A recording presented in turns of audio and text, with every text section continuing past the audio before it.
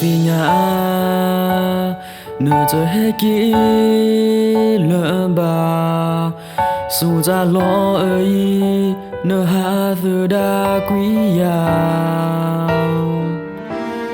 thế giờ bảo giờ dễ đà nửa xa bị nó quý cha ở lo lỡ nơi hi chi ya bà xa ở khe nửa hạ từ đa quý ya lỡ mà nửa khu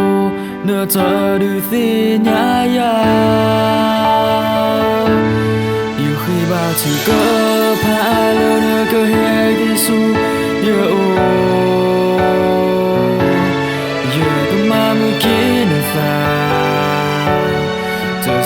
chỉ nỡ ta cứ ba po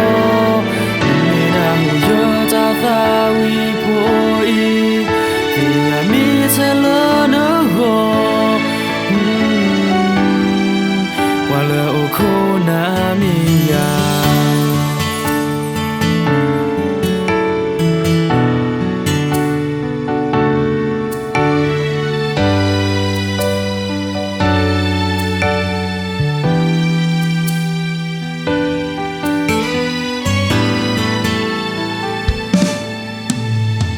lệ hồ lỡ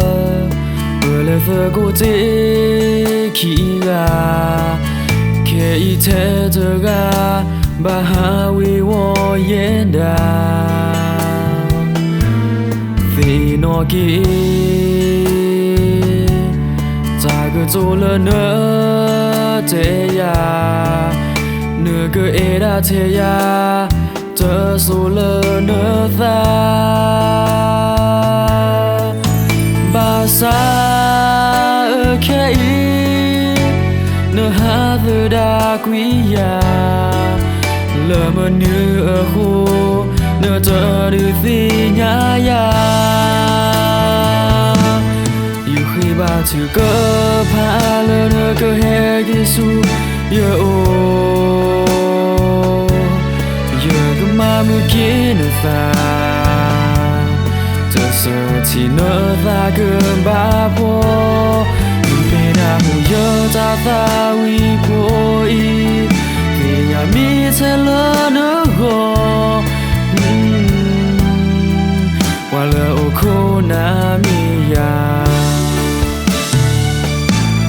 giờ khi bà chỉ có phá lỡ nỡ cơ hệ kỹ su giờ giờ có mà mưa kia nửa ta giờ sợ chỉ nỡ ta cứ ba po